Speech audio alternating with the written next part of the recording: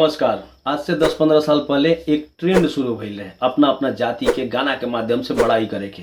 और जे बड़ाई करत रहे उनका ये पता ना रहे कि आवे वाला कुछ समय में एक लड़का खड़ा हुई और गाई कि का होला चमरान के पावर, और एक लड़का खड़ा हुई गाई कि का होला पसवान के पावर, एक लड़का खड़ा हुई और गाई कि का होला कोईरान के पावर। पूरा बढ़िया से याद हुई कि आज से 10-15 साल पहले बाबू साहब पर और यादव जी पर गाना आवे के शुरू भइल रहे।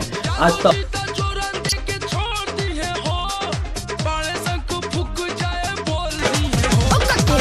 साहेब से यारी परमानेंट हो जाओ। शुरू कर रहे हैं। आज तक हद हो गई बार रुआ के थोड़ा सा ही गाना गूगल भी भइल फेल करे जा ओहिर के क्षमता ना पे में हल्का मत रे। गाना में टुनटुन यादव के पंच लाई जौन बा रुआ सुन के और सोची कि का सोच बाटे, और इनकर सोच के छोड़ी लिखे वाला गाना के सोच के छोड़ी रुआ ई देखी कि ये गाना पर व्यूज कितना बा।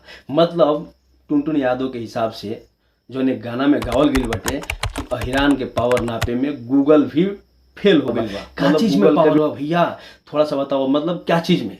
आप साक्षरता दर में सबसे आगे चले गए हैं, आप बड़े बड़े पोस्टों पे हर क्या चीज में, सिर्फ मतलब मुंह और अब उसका नाम नहीं लेंगे, भगवान अहिरान ये दूगो ट्रेंड में आयल।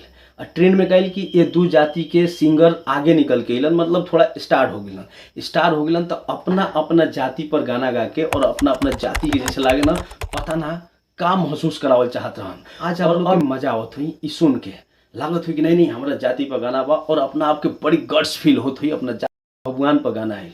165 मिलियन प्लस बा। अगर चैनल सच में अहीर छोड़ के दोसर जाती हैं और अहिरान वाला गाना सुनी तो रोरा जुबान पर रोरा दिमाग में पहले का अच्छा इतना बड़ा हो गया। अगर आप यादव नहीं है तो सुन के देखिए इस गाना को, अगर आप बबुआन नहीं है तो गाना को सुन के देखिए कि प्रखंड हो या जिला बबुआने से हिला। इस तरह के गाना मतलब रोरा समझ में आवत अटे कि बबुआने से हिला का है भैया, का किए हैं बबुआन जी कि बबुआने से हिला, और प्रखंड जिला बबुआन जी का हिलाई है कुदारी जाके हिला ले थोड़ा काम कर ले तो थोड़ा समझ में भी आवता है। प्रखंड जिला हिला के का करी है। मतलब आज लेवल ये हो गई बाटे कि एटीट्यूड वाला सॉन्ग, जाति के एटीट्यूड वाला सॉन्ग ऐसा हालात पैदा कर दिले बा कि रोरा बढ़िया से पता बा। और जौन थोड़ा बहुत कम रहे तो जौन राजनीति पैदा कर दिले बा। मतलब समाज के एकदम ई हालत बाटे कि रोरा अगर मरत रहम कुछ दिन में ऐसा समय आजी और दूसरा जाति के आदमी बाटे तो पानी तक मुँह में ना डाली, ई हाल हो गई बा। हम आज देख के बहुत शॉक्ड भइनी। हाँ एक जौन गाना आइल बाटे टुनटुन यादव के ई पर 3.5 मिलियन व्यूज बाटे एक दिन में। टी सीरीज हम भोजपुरी पर गाना रिलीज हो जाते।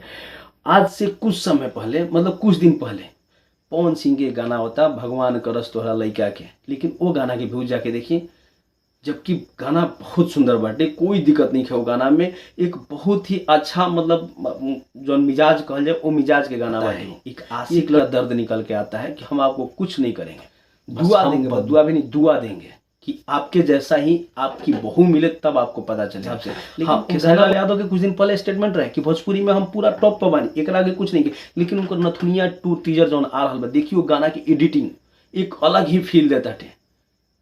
ऐसा गाना गाई, ऐसा रूरा गाना लेके आई जो ना में लागे कि नहीं फील करावे कि नहीं यार देखिए हमारे जाति का लड़का एक उठकर इतना ऊपर चला गया कि आज ऐसा गाना लेके आ रहा है कि जिस पर हमको महसूस हो रहा है कि नहीं बहुत अच्छा काम कर रहा है। एक काम करिए अच्छा मार होगी और तनी पंडितान वाला गाना सुन के देखी था रोरा कैसा लगी। अच्छा रोरा तनी पंडित होके चमरान वाला गाना सुन के देखी तो कैसा लगी। रोरा क्वेश्चन मार्क है समाज के ऊपर कि आखिर गाना देखत के बा ये सब का बाटे यार, ये सब के तो रोजी रोटी बा। अभी खेसारी लाल यादव के प्रेमानंद महाराज पर जो वो गाना आई बटे कान्हा के ऊपर भगवान कृष्ण के ऊपर वो पर का व्यूज बा, कुछ भी व्यूज नहीं। जबकि वो गाना के अगर सुनी तो रोरा के इतना आनंद दी है। आज लगी बिहार के चाहे हम कहते नहीं कि अंडर 25 बहुत कम लड़का हुई जे डाटा सर्च करत हुई कि नहीं आज हमारे बिहार में प्रधानमंत्री आए थे, जो बात बोले हैं उसमें कितना हकीकत है कितना झूठ है, तभी तो आप निर्णय लीजिएगा कि नहीं आदमी सही है कि नहीं है। तेजस्वी यादव कुछ पोस्ट करते हैं तो उसको सर्च करिए, उस डाटा को एनालिसिस करिए कि हाँ ये सही है कि नहीं है। नहीं तो बस ऐसे तो कोई आएगा कौआ के कान में फूंक देगा और कौआ काँ काँ काँ करके बस वही करते रह जाएगा। अभी चुनाव आने वाला है, किसी को मतलब नहीं है, नेताजी जो कह के जाएंगे वैसे सुनेंगे, वैसे जाके वोट डाल देंगे और फिर 5 साल व्हाट्सएप पर तू में करते रहेंगे। कि हमारी सरकार नहीं आई, हमारी सरकार आ गई, तुम्हारी आ गई, ये हो गया, ईवीएम पीवीएम जो भी, जिसको भी नाचाना बंदर की तरह नाचते रहेंगे। ऐसा नहीं, ऐसा नहीं।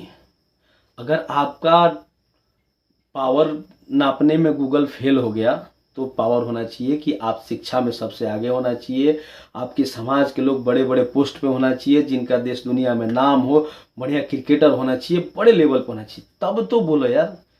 ये मजाक बना रहे हो कि क्या कर रहे हो? ये बबुआने से हिला, कैसे बबुआने से हिला भैया? क्या है आप? डीएम है बिहार के 40 जिला में, कितने जिला में आप डीएम है कि आप पूरा जिला और प्रखंड हिला रहे हैं? मतलब बेहूदगी का हद पार हो गई बा।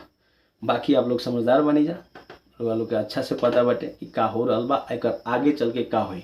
ये पवन सिंह ना पता रहे कि हम बबुआन पर गाना गावत नहीं, तो आवे वाला कुछ समय में एक लड़का खड़ा होके चमरान पे भी गाना गाई, कोयरान पे भी गाना गाई, और ई जे कहत हुई ना कि नहीं ये अपना जाति के तारीफ करते हैं, तो का दिक्कत बा? बहुत दिक्कत बा। इसी की रउए ए धरती पर पैदा नहीं भइल।